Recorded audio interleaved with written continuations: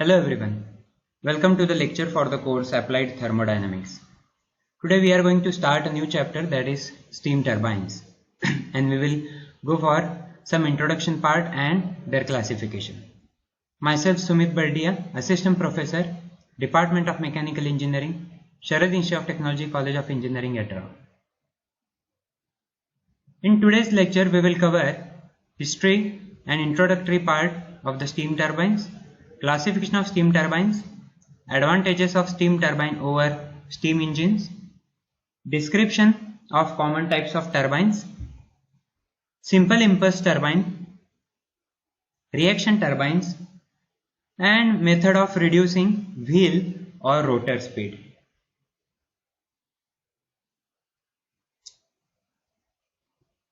A steam turbine is a prime mover in which rotating shaft work is developed by a steadily flowing fluid. The work is produced by changing the momentum of steam as it passes through a rotor of the turbine. The change in angular momentum of a steam causes the torque on the motor. Thus the rotor spins. Therefore, a steam turbine is nothing but a rotodynamic machine. Generally, the steam turbine essentially contains of two parts, that is nozzles and moving curved blades. The high velocity steam jet coming out of the nozzle impinges on the curved blades and the steam glides tangentially on the curved blades fixed on the periphery of a moving wheel. The motive force is exerted on the blades due to change in direction of flowing steam, which causes the blades to rotate. Since the steam undergoes a continuous steady flow process and the speed of fluid is very high, thus a turbine handles a large mass of fluid and produces a large power. Steam turbines are used to drive electric generators in power plants to produce electricity. They are also used to propel large ships, ocean liners, submarines, and so on. The small steam turbines are used to drive the fans, compressors, and pumps. Let us talk about some history of the steam turbine. The first steam turbine was made by Hero of Alexandria 2000 years ago. We are calling as Hero's turbine. So this figure shows Hero's turbine. This turbine worked on the pure reaction principle and no power was produced by it. In fact, it was considered as an amazing toy, which is shown here in the figure. It consisted of a hollow ball, here this is hollow ball, mounted in between two pivots, one and that is on the other side, second one. The ball was equipped with two conversion tubes, that is nozzles. The generated steam was supplied to the ball here, from here it is supplied to the ball through one pivot. The steam was expanded through the converging tube to atmospheric pressure, thus causing a reactive force on the ball and making it to rotate between the two pivots. In the year 1888, Gustav Le Devel of Stockholm, one of the prominent pioneers of the steam turbine, built a reaction turbine on the principle of this Hero's turbine, which attained a speed of 42,000 rpm with a tip speed of 180 meter per second. However, the efficiency was very low and hence commercial turbines could not be built on the pure reaction principles. In the year 1884, about 4 years prior to the development of this D-level reaction turbine, Sir Charles Parson expressed that moderate surface velocities and rotor speeds were essential to turn it into a prime mover. This gave the principle of compounding of the turbine in series. So that is the history of steam turbines. Next slide is about the classification of steam turbine.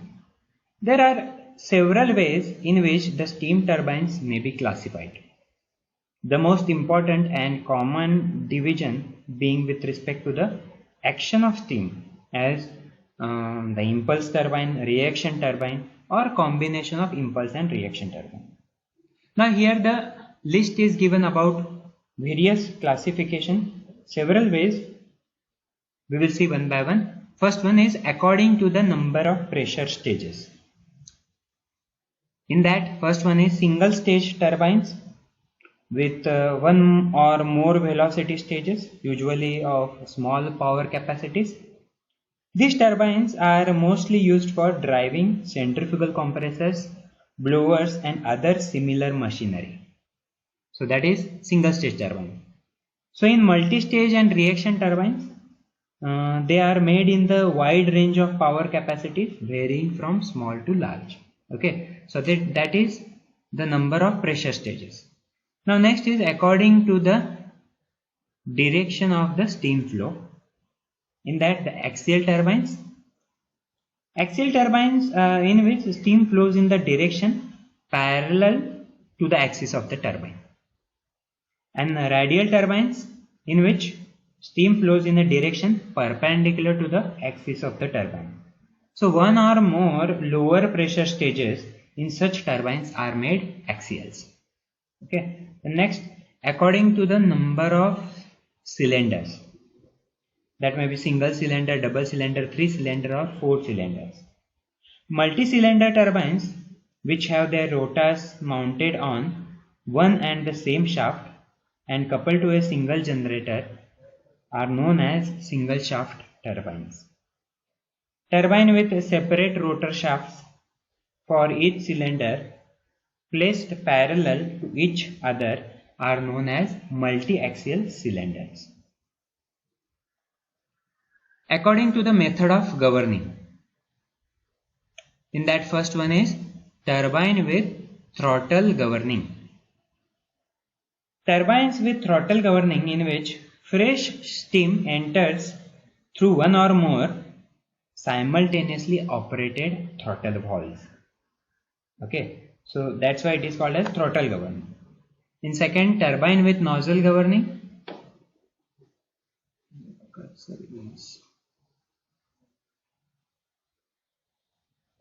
Turbine with nozzle governing in which fresh steam enters through two or more consecutively opening regulators. So they are nozzle governing. Third one is turbines with bypass governing, in which steam turbines, besides being fed to the first stage, is also directly fed to 1, 2 or even 3 intermediate stages of the turbine. So that is bypass governing. Okay. According to the heat drop process, in that first one is condensing turbines with generators. According to heat drop process, condensing turbines with generator, in this turbines, steam at a pressure less than the atmospheric pressure is directed to a condenser. Besides, steam is also extracted from intermediate stages for feed water heating.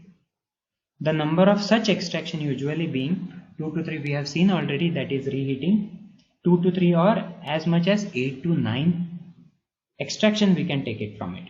The latent heat of exhaust steam during the process of condensation is completely lost in these turbines. Okay, so that is the heat drop process, condensing turbines with generators. Next one is condensing turbines with 1 or 2 intermediate stages extraction. So at specific pressures for industrial or heating purposes, these turbines are classified. Then back pressure turbines, the exhaust steam from which it is utilized for industrial or heating purposes to this type of turbines can also be added turbines with deteriorated vacuum, the exhaust steam of which may be used for heating and process purposes. So that is the uses of back pressure turbines. Topping turbines, which is most important one, that is these turbines are also of the back pressure type, with the difference that the exhaust steam from these turbines is further utilized in medium and low pressure condensing turbines. These turbines operate at high initial conditions of steam pressure and temperature and mostly used during extension of power station capacities with a view to obtain better efficiency. There we can use the topping turbines. Next is back pressure turbines with steam extractions from intermediate stages at specific pressure. Turbines of this type are meant for supplying the consumer with steam of various pressure and temperature conditions. Then low pressure turbines, in which the exhaust steam from reciprocating steam engines, power hammers, presses, etc. is utilized for power generation purposes. And the last one is mixed pressure turbines, in which 2 or 3 pressure stages with supply of exhaust steam to its intermediate stages. So that is according to the heat drop process. Next is the according to the steam conditions at inlet to turbine. So what is the condition of steam when it enters into the turbine?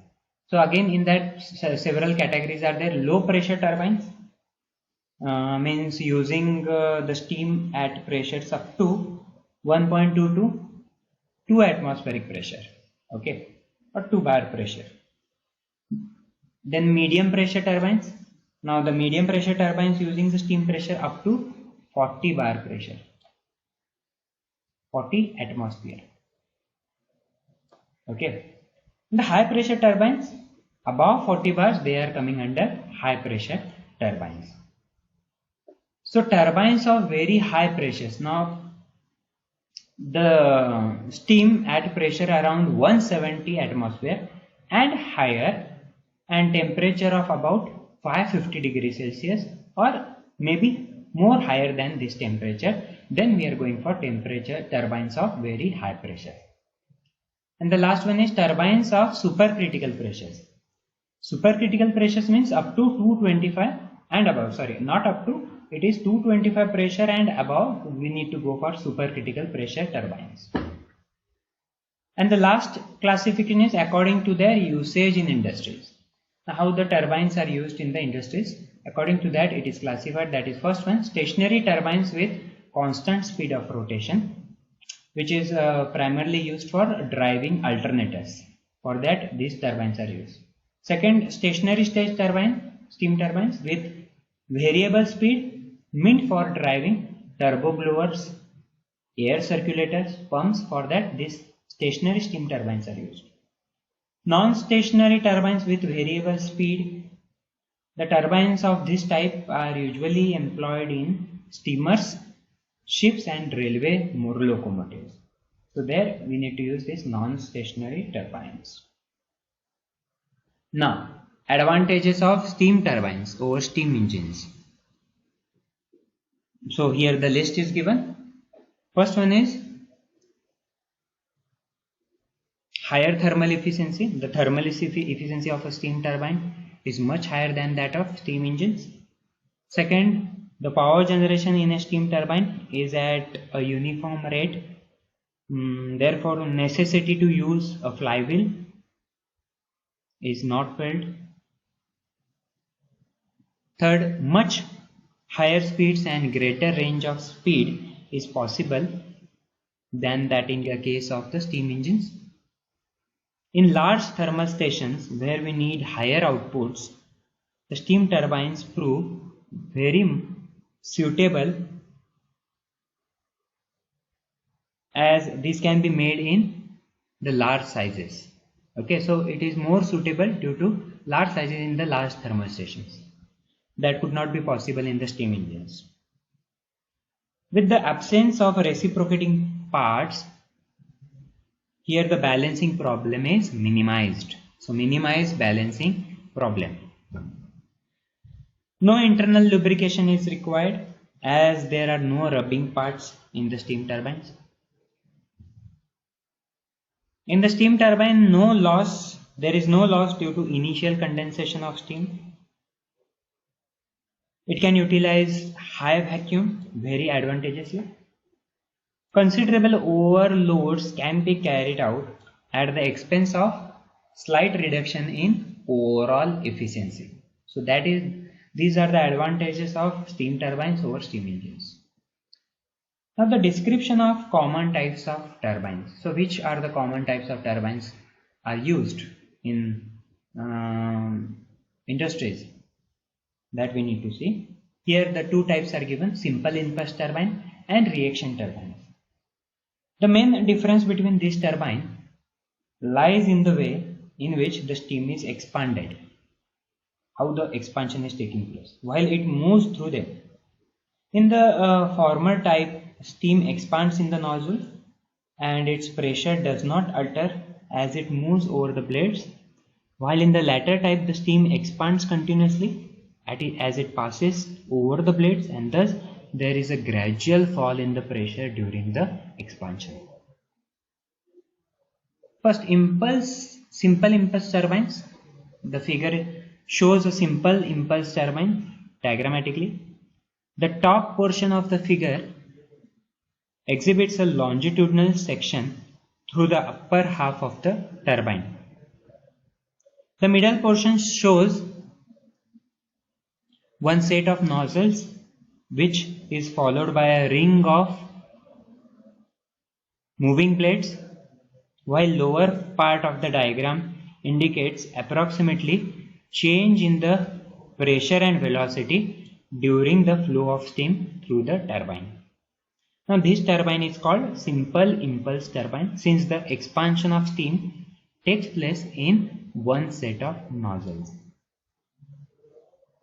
Now as the steam flows through the nozzle, here from the nozzle the steam flows, the nozzle, yes, its pressure falls from steam chest pressure to condenser pressure. Due to this relatively higher ratio of expansion of steam in the nozzles, the steam leaves the nozzle at very high velocity.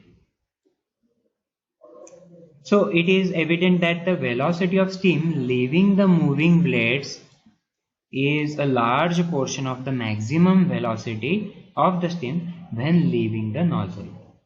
The loss of energy due to this higher exit velocity is commonly called as a carryover loss or leaving loss. Okay. So principal example of this turbine is the well known, that is day level turbine. And this turbine, the exit velocity or leaving velocity or lost velocity may amount to 3.3% of the nozzle outlet velocity. Also, since all the kinetic energy is to be absorbed by one ring of the moving blades only, the velocity of wheel is too high, is around 25,000 to 30,000 rpm. So this wheel or rotor speed can be reduced by different methods that we can see in the next lectures. Okay, so that is about the simple impulse turbine. The next is the reaction turbine. In this type of turbine, there is a gradual pressure drop and takes place continuously over the fixed blades and moving blades. So F means fixed blades, moving blades, fixed blade, moving blade, a series of fixed and moving blades. So gradual pressure drop in these particular stages. The function of the fixed blades is the same as the nozzle, that they alter the direction of the steam as well as allow it to expand to a larger velocity.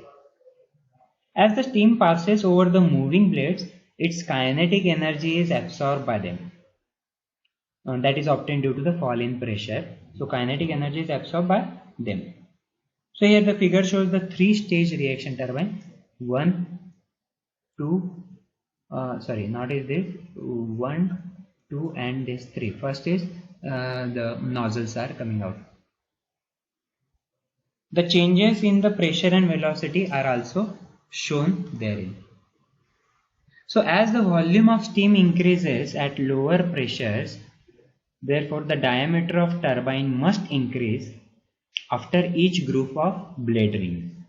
It must be noted that in this turbine, since the pressure drop per stage is small, therefore the number of stages required is much higher than the impulse turbine of the same capacity. Okay, so remaining the same here in the fixed nozzles.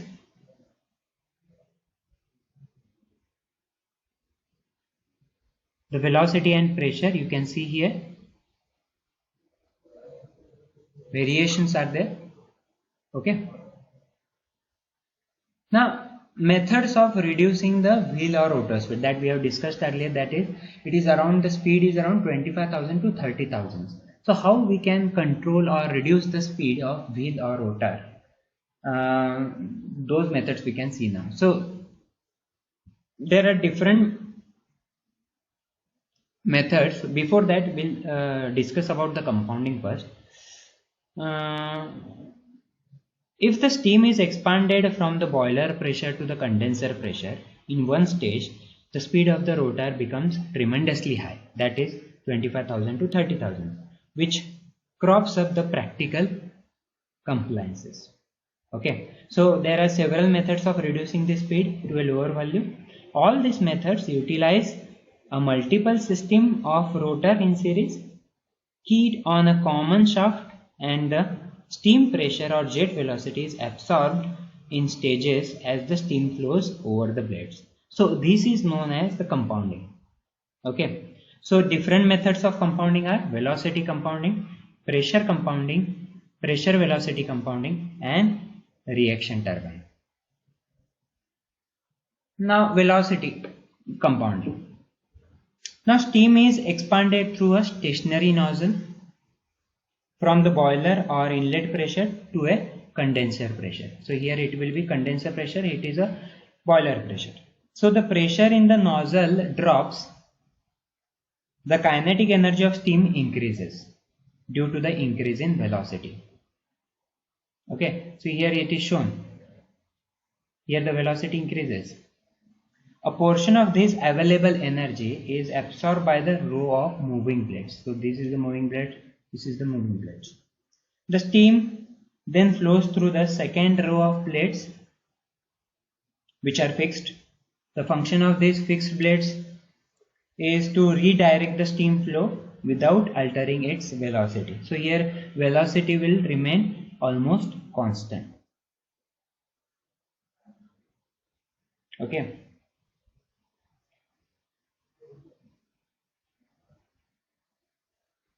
Where again work is done on them and steam leaves the turbine with a low velocity. Now this figure shows about the cut away section of such a stage, and changes in pressure and velocity as the steam passes through the nozzle. Fixed and moving blades are shown.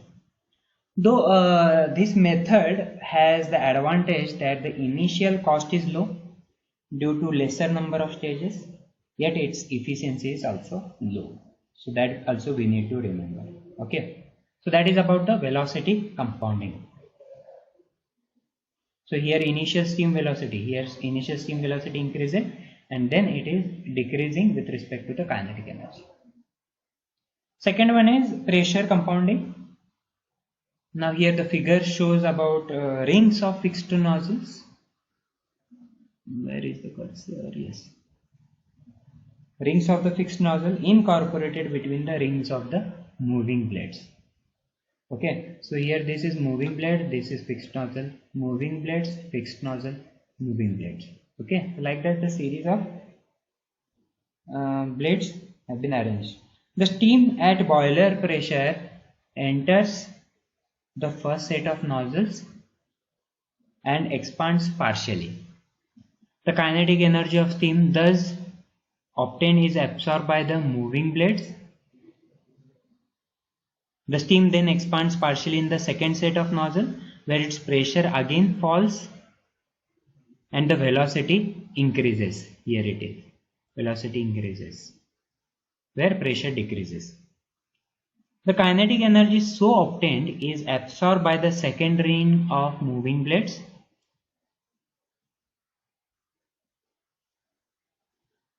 This is repeated in the third stage 3, and steam finally leaves out at low velocity and pressure. The number of stages depends on the number of row of nozzles which the steam must pass. Okay, so that is a pressure compounding.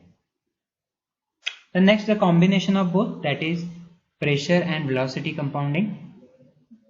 This method of compounding is the combination of two methods, that is velocity and pressure compounding. The total drop in the steam pressure is divided into stages, and the velocity obtained in each stage is also compounded. The rings of nozzles here, one, fixed nozzles moving, fixed moving, like the series of stages are there. The rings of nozzle are fixed at the beginning of each stage. Here the fixed nozzles are there, and the pressure remains constant during this stage. The changes in pressure and velocity are shown here. So this is the dark indicates the first of all the pressure remains constant, then it is decreases, then again constant, then decreases, then again constant. So in the fixed blades, first one here, the rings of nozzles are fixed at the beginning of each stage, okay, and the pressure remains constant. Then it is reducing by as per the stages. This method of compounding is used in Curtis and Moore turbine. So these two turbines using this type of combination of compounding, that is pressure and velocity compounding. Reaction turbines were already discussed in the previous lecture. So today we will stop here and we'll continue with the same chapter in the next lecture. Thank you.